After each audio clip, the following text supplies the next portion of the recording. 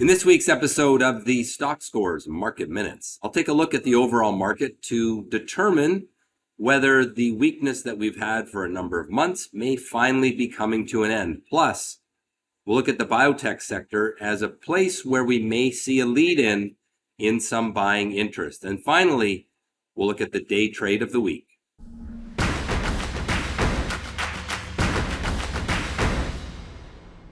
All right, so first chart that I have on screen this week is the monthly chart of the S&P 500, the 1 month chart of the S&P 500 on a 60-minute interval.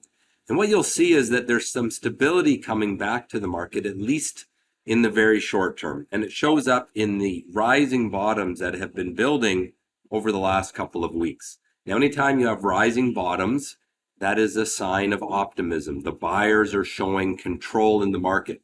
The buyers push the price up and then the sellers push it down, but they can't push it down as far as they had the previous time. And that's why we say that the buyers are in control. So in the very short term, we're starting to see some stability.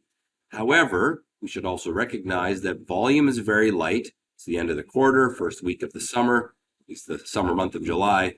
And that also tends to make the message of the market less reliable. Let's take a look at the 3-year weekly chart and just see where that bigger picture is sitting. And I always like to take a look at this for the long-term view of the market. And there you have it, the 3-year weekly, we are still below this downward trend line. We are testing it perhaps, and then we would have to then ultimately break down through that one. So stability in the short term, but that does not mean a reversal of trend. And therefore, as an investor in the stock market, I recommend that you be cautious. As a trader, there may be some opportunities coming next week as we start into earnings season. Let's now take a look at the IWM, which is the small cap sector ETF in the US market. And there too, you can see some stability coming in on the daily chart. You're building that similar pattern. What we still need to do, however, is break that downward trend line. We've got the rising bottom building. And so if we could break that downward trend line, we may get that summer rally that I talked about recently. All right, now let's switch gears and go to the Canadian market, symbol there, T.XIU. And we'll start off by looking at that on a 1 month, 60-minute interval. And you can see I'm using the controls at the top of the chart to adjust that. And here we've basically had this market going sideways for the last little while. We do have a little rise in bottom building, but there's still no strong buyer support for this market. And so in the short term, you still want to be fairly cautious. Looking at that 3-year weekly chart, you get a sense of where the market is in the longer term. And again, the upward trend line was broken later than the US market, and we're now in that downward slide. Until we break that downward trend line, we should be pretty cautious. Notice also the sentiment Stockscores low, 32, very low there. You can see it's really dropped off. And that needs to start going up and getting a little higher score.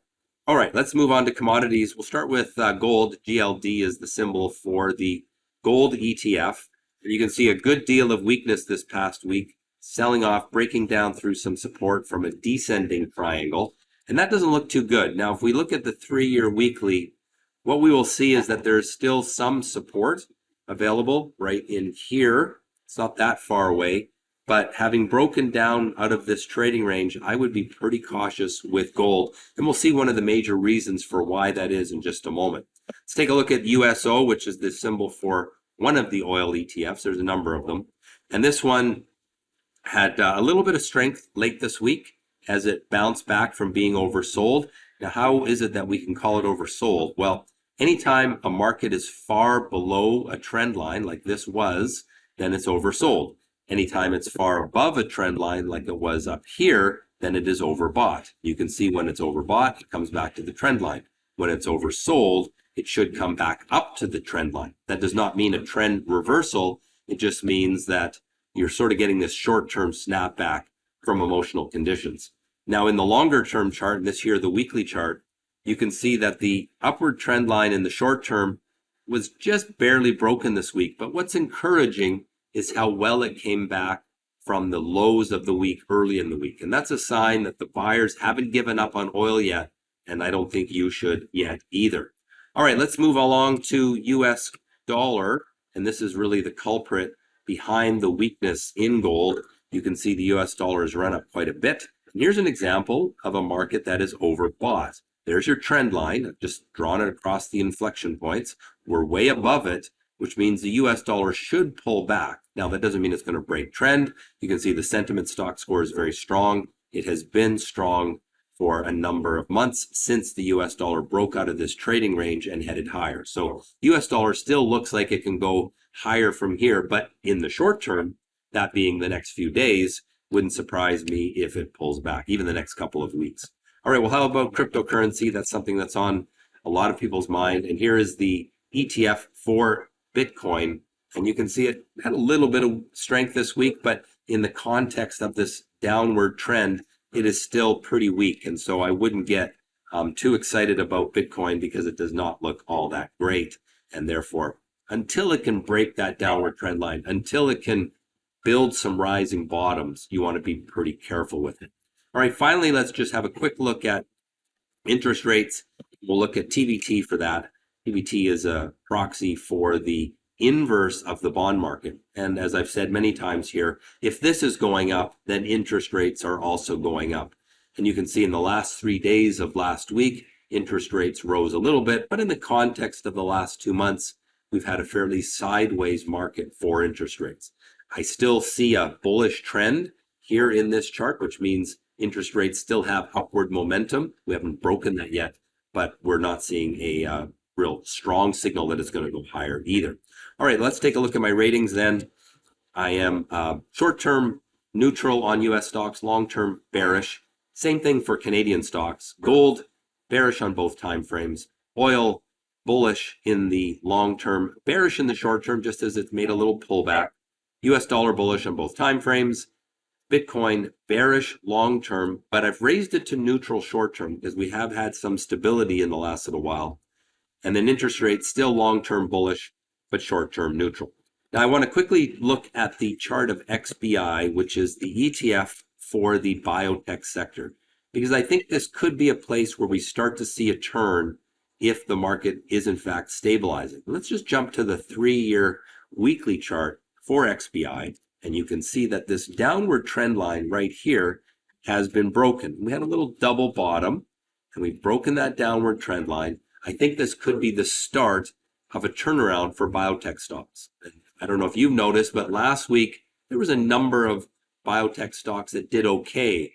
Certainly not like it was when the biotech sector was hot, but a real pickup from the way it's been in the last few months. So that may be an indication that some of that speculative money is coming back to the biotech sector. I would say nibble at it carefully, cautiously, but it is showing some signs of life, and I know I'll continue to watch that sector.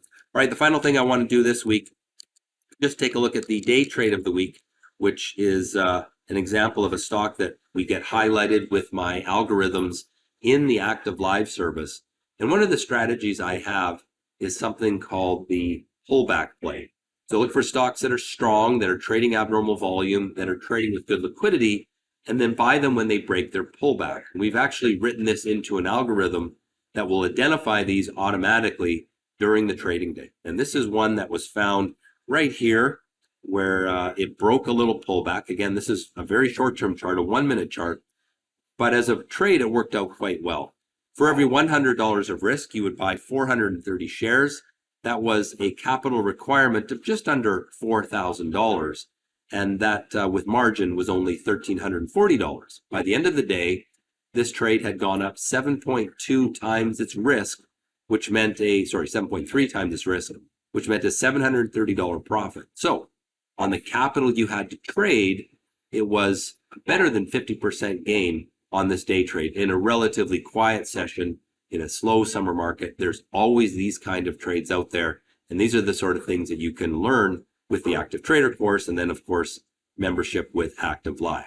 All right, well, I'm going to end it there. Where do you think the biotech sector is going? Is it time to start nibbling on those stocks? Leave a comment letting me know your thoughts on biotech. And in the meantime, I hope that you've had a good week and continue to have good trading ahead. Trade well.